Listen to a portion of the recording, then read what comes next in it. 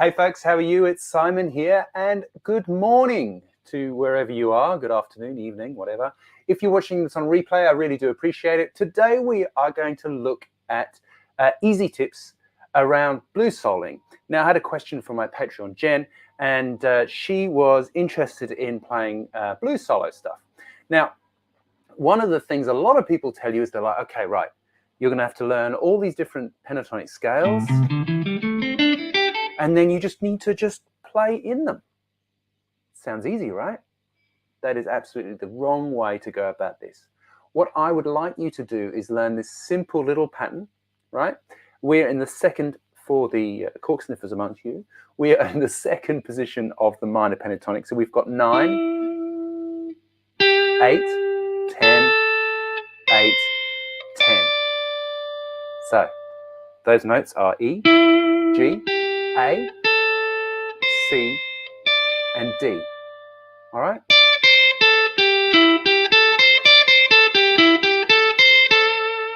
Right. Now, the cool thing about learning this way is that you only have so many notes to play with. So it will focus you on really concentrating on getting them right and getting good at switching between the notes, right? So that's the first thing. It's not really my sort of thing, but some people refer to this little pattern as the House of Blues, which, you know, I find vaguely embarrassing, but there you go. Right, so that's the first thing to learn. The second thing to learn is that this is A. And if you're going to play an A blues, an A is going to sound pretty awesome over A and D, which are the chords in the blues, right? So that's the next thing to think of. Now, I actually was a little bit prepared today, which is somewhat impressive. I've had a bit of cake as my kid's birthday, which is great. So I'm full of sugar and ready to go. So let me just put this little chart up for you that I have prepared. Share. Right, hopefully you can see that. And we've got lick 1 here. So if I play that, get Guitar Pro to play that. Right, hopefully you heard that. Right, so it's a simple tumble. The thing I should have prefaced all this with is basically, you know, try to use some set licks when you first start off. Just learn them, because just coming out of stuff out of thin air by yourself is going to be hard, right? So just some set licks are going to be useful. So 10, pull off, play, bend, 10, right? So maybe just have a little go at that. That's our first lick. Now, just to put it into context, let's have a little bit of a thing. Pretty cool. 1, 2, 3, 4. 1, 2, 3. This is lick 1.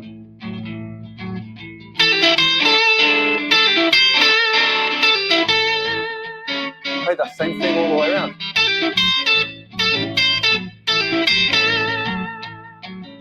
Because repetition is also really, really awesome. Okay, let's go to number 2. Number 2 is a really common one. Now, I always thought that sounded a bit like a train growing up. You hear this a lot in like John Lee Hooker stuff. He does that kind of thing. So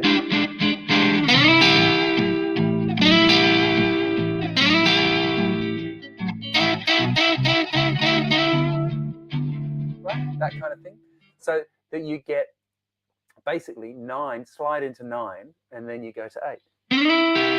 Now the cool thing about that is you're playing an E and a G. So over an A7, you're basically playing the 5th and the dominant 7, which is like super bluesy, right? And you could bend to A there if you liked, right? So that is lick 2. Let's hear how it sounds.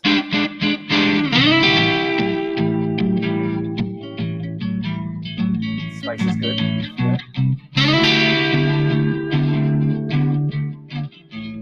Let's hit 2 in a row.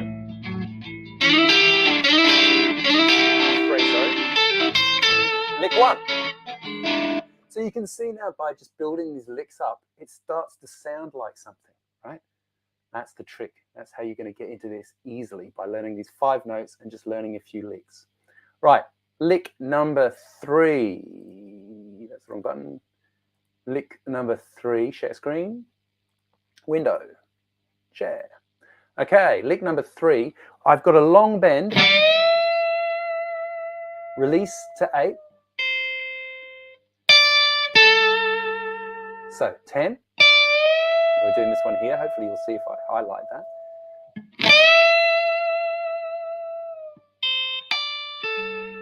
Right. So the reason that one's cool is that we're bending from D to E. So that will work really, really well over the A and the E, you know. Or the E. I think obviously you've got to start perfecting that face. It's very, very important. So, and then resolve into the A, right? So,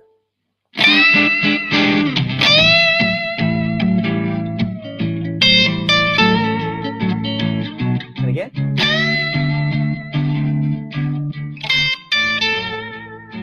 One more time.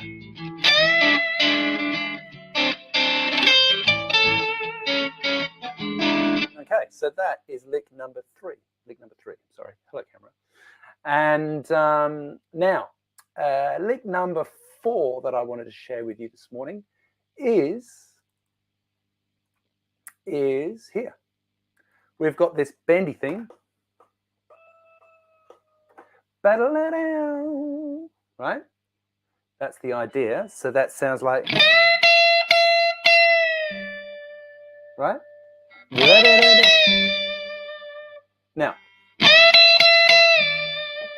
so what you're doing there, talk to the camera.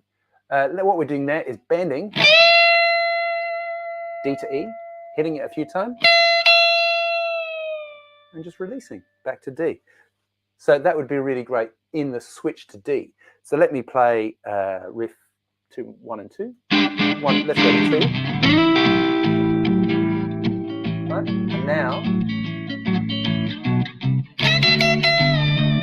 see?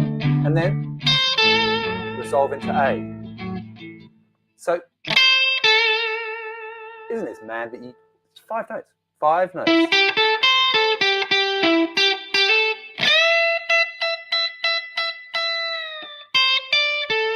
Okay. All right, now lick number 5 is what I call a barrel roll. I'm not really sure if they're called barrel rolls, but it sounds like.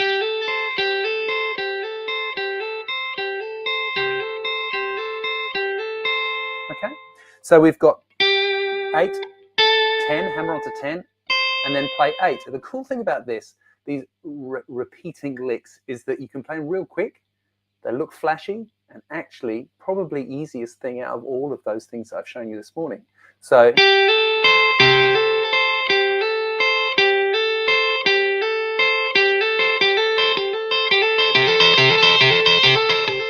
super, super easy, right?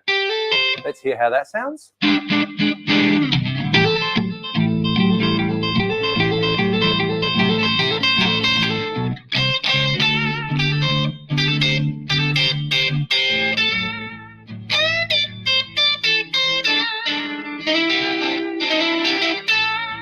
Again, barrel roll, start quiet.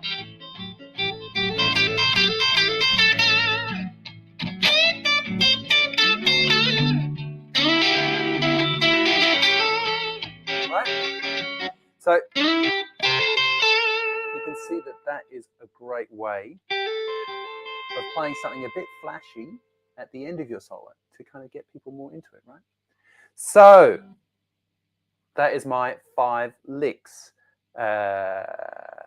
If you would like the chart for that, I'm going to put that up at patreon.com/Simon Morrell. Let's put that up here.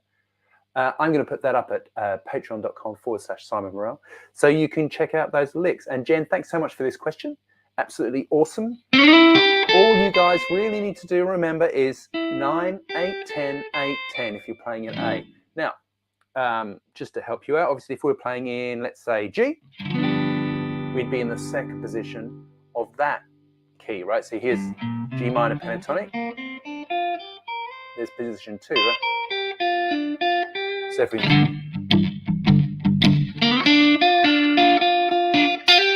So it'd be the same thing, right? But just in a different position. You follow what I'm talking about? So that, you know, if we're in C, playing C blues, there's C minor pentatonic, and then the second position is right there. So same thing.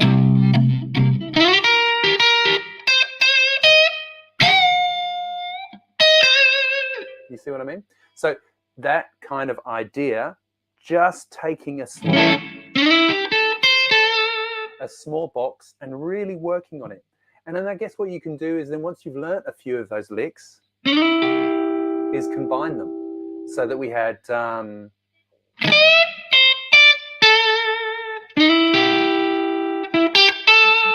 right? That is a great idea of how you really start.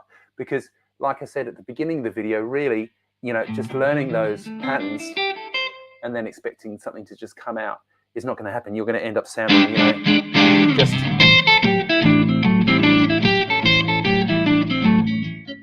You're going to end up sounding like that because you won't really have any ideas on what to play. So if you start by having a bit of scaffolding, whatever that might be, that should help you out.